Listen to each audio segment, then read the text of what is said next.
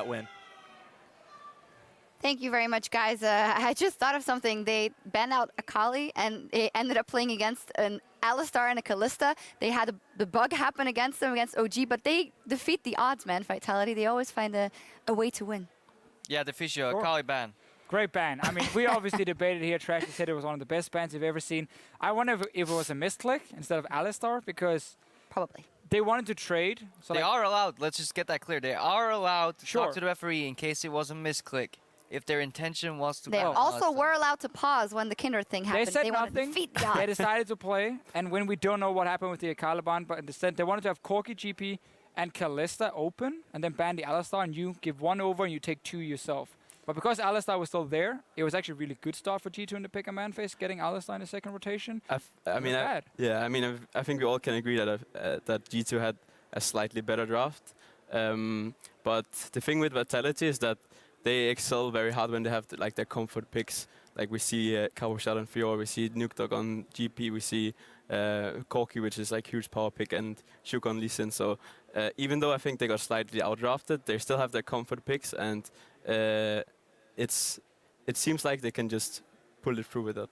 So basically, for Vitality, this was a good draft if you ask them.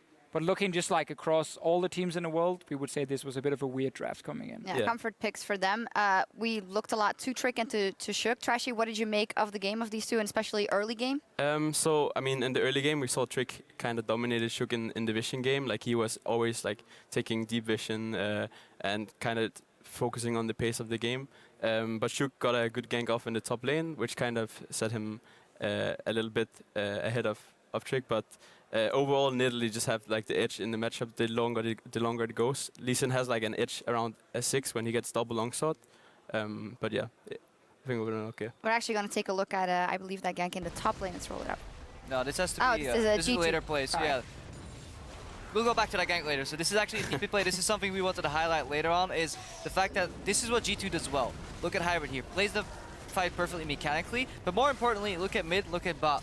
They're fighting away from Cavashard. You know, Cavashard is the hard carrier of the team. Well, force fights at the other side of the map, and this is how G2 got ahead. But unfortunately, eventually they misplay later on in the team fight, and they kind of throw away their lead. But I liked what G2 brought to the table early. We saw Trick invade, plays deep vision. He went up for a gank. G2 kind of forgot about Gangplank ulti there, and that's where Shuk go back into the game. But I feel like every instance where Vitality took the game in their hands was kind of donated to them by G2. Well, they actually, G2 has the most deaths at the 15-minute mark out of all teams in the European LCS. And I always feel like they are playing on a knife's edge. And I think the next replay is going to show that they went in for the pincer move. They try and make it happen, but they just push a little bit too far. Yeah, Trashy, what do you think about this engage coming from G2 once we roll the clip? A little interesting, I think. But yeah, it seems like they're not on the same page. There's 4 men moving forward and kind of leave Emperor alone. And then Shuk finds a really good kick on Emperor in a little bit. I really like the ulti from GP as well there. Yeah, like you see the TP, put it behind to zone the team, and now there's the kick. And this kind of just wins the team fight. Like if they don't utilize the utility that Kalista brings to the fight with his ulti and he just gets one shot, then they will lose the fight. Yeah, definitely agree there. The GP ulti kind of spells complete disarray at the start of the fight. We see Perks looking at Cabochard, we see Kikis chasing Kasing out of all people, and then Emperor on his Kalista just gets left alone. Hybrid goes out of range after ulti's been used, so he's a sitting duck, and then G2 go against everything they did well in the early game, which is play away from Cabochard, use the combined engage of Malphite plus the face call knockup, and they just botched that entire team fight. Props to Vitality for kiting it out, because we can say that G2 threw the game there, but they spread out at the right time and then went back into the fight later on once the abilities were used and they were on cooldown. But these kind of fights are normally what G2 do so well. Like, normally they have good synergy in terms of how they engage, on the same page, very aggressive in the way they play and kind of surprise teams. So them making a mistake here doesn't make them a bad team by any means. Like, this is what happens when you play so many games. And for G2, they lost the game, yes, in that fight, basically. But it's not something we see so often from them. It's easily identifiable as well. I think I watched some of the mic check where I listened a bit to how the G2 was communicating, and it seems like Kiki is like the front. He just want to go in, you know, like he's like let's go. And I think this game maybe they got a little bit overhyped and didn't really pay attention to like their flanks. So maybe that's why. That's something we remember from the Unicorns of Love times with Kikis Yes. as well, whenever we listen, Yeah. so that hasn't changed for him. Finally, let's look at these both teams. Now, G2 is obviously at the top of the table. Out of sight of the mistakes that they make here, do you see them as the team that ends the split in the top 3 as well? I think the way they play the game right now is very good for the meta. Like they love to pressure lane. They push out their jungler sitting in the enemy jungler, and if the meta doesn't change, I think they will still be at the top for sure. Yeah, I definitely agree there. I think G2 still are almost title candidates. HCK with Rio would definitely be the favorite, but G2 probably likely second or first, unless teams start really cracking down on Kikis. I think he's their main vulnerability, and eventually if people figure him out, maybe we can see G2 falling apart.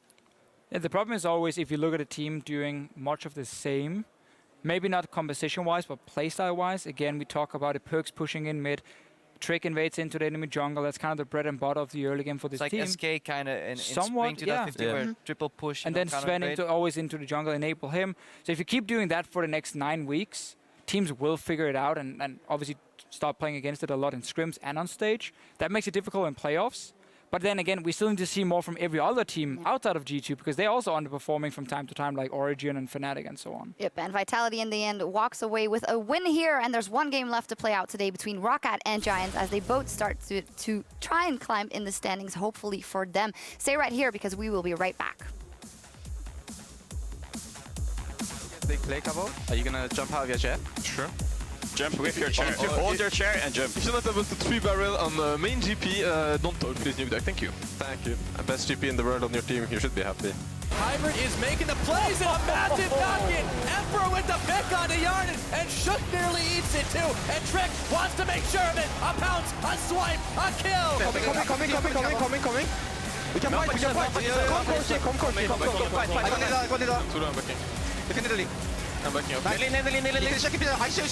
G2 want to start it off, and they look for Shook, they look for Yarden, get a big knockup, can they force the fight? Trick jumping in, Trick jumping back. Yarden's just a bit out of it, but he's quirky, so he's fine. G2 Trick, a little bit in trouble there, goes down on the back. Emperor can't do much but pull his support back in.